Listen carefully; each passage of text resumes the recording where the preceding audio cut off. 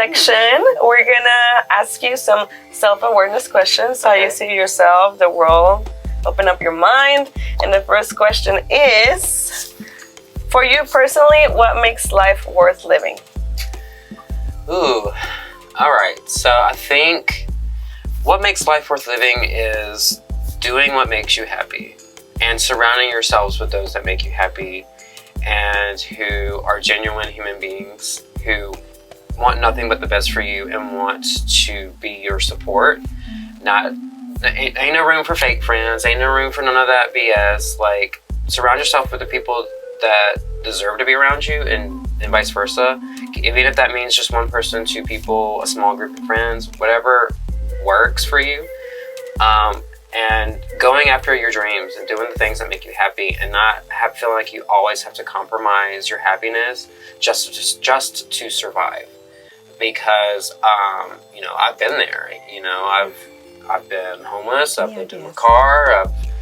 I went back home for a few years because I didn't know what to do here in San Diego anymore. I felt very trapped and going down different dark paths. And a part of that was because I felt like I needed to do drag and as my job, but it's not always feasible to do that. So you have to find other things that work, and I didn't want to. And you have to take some leaps of faith sometimes. You have to go back to the drawing board sometimes, even if that means go live with your parents for a few months or a year, whatever you got to do, just so that you can recalibrate and recharge yourself and go for what makes you happy. And even if that means doing a job you don't like for a little bit, just to save up that money so you can quit it and go do that. Next question is, what's your biggest pet peeve? So many. Just don't be a rude person. Don't be an asshole. Nobody needs that. We don't need that energy here. Don't be an asshole. I have so many pet peeves, but that's the one we're gonna go with. It's just don't be an asshole. Don't be rude. Don't be an asshole. Yeah. I love it. Next question. When do you look into the past, what do you miss the most? I miss having more simplified life. As you know, as you become an adult, everything is a task. You have so much going on in your life. There's nothing is simplified anymore. Mm-hmm. When you're young and you have your parents are taking the brunt of it.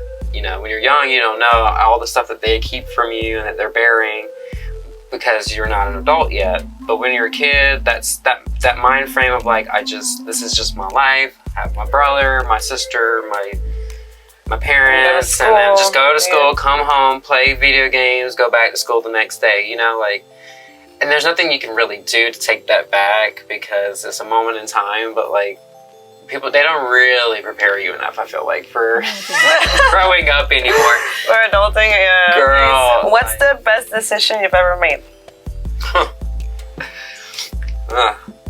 Have I made any good decisions? I think the best decision was the Navy, to be quite honest, because I grew up in a very conservative small town where everyone, like, we have friends now that are still there, but and no offense to them, with their kids and that job they've had for 20 plus years in that small town, because they've only ventured around, you know, South Carolina. I think it's important, like, if you can take a moment to grasp an opportunity, like joining the military. It might seem scary at first, and it's very intimidating, but I was able to go out of my small town. I was able to go travel, see the world, experience other walks of life and different types of people, and it really opened my eyes to who I truly am.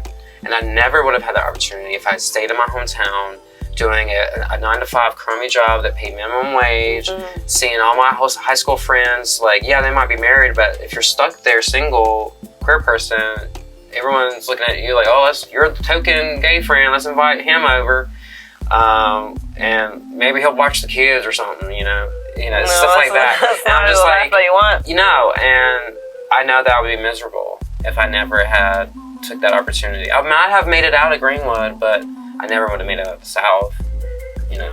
So I'm thankful I took that opportunity, that leap of faith, did the Navy, and got to see the world and grow. Beautiful. Well, look at you now. Oh, I'm a drag queen. You're a drag queen. And the last question is, on hard days, what motivates you to get up and start your day? That's kind of hard to answer just because I never really feel like I do have those moments where I can pull myself out of it. I do struggle with mental health. Every day is a struggle, I feel like, sometimes, just to get out of bed and make coffee, you know. Okay. But the times that I'm able to pull myself out of it is like small feats of triumph, I feel like, because it's like, okay, I was able to get out of bed and do some things around the house, and then I have to go to work later and deal with the general public for 4, 5, 6, 7, 8 hours at a time, and then I gotta go home and rest. But I feel like when you deal with depression, severe anxiety, things like that some of it has manifested from my time in the Navy, and some of it I had all my life, and it's just getting worse as I get older, I almost feel like. But the only thing that really helps me is a deep inward talk. It's like, okay, well, you know, people count on you, and people want you in their life. Your family wants you in their life. You got to do this for you and to be happy because you got up and did this and went to work and made the money to help pay for bills and rent and stuff. So I know that there's a lot of people out there that's still the same thing I'm dealing with. It's hard to not give up and to not get out of bed. It's so hard sometimes. But if you can just do it one day a week, then it gets a little easier to pull yourself out of it day after day. So it's something that I struggle with constantly. Even though I have things that make me happy, like Pokemon and drag and things like that, it's almost not enough sometimes. So I think if you can find something that does make you happy to pull you out of it, hold on to it, nurture that, and make that almost like a priority in your everyday life.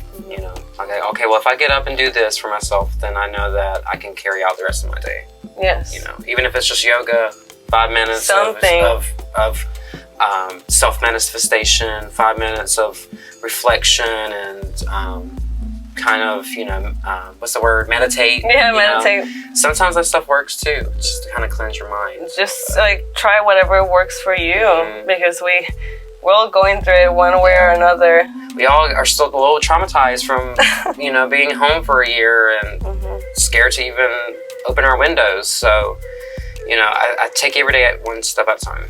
Well, I appreciate you opening up, and I think you're doing amazing. I could have never tell, and that's like the most scary part, because people can never tell when we're depressed or going through something. But I see your work, everything that you do, and it really warms my heart. You're doing amazing. You're a beautiful person. I love you. I love you.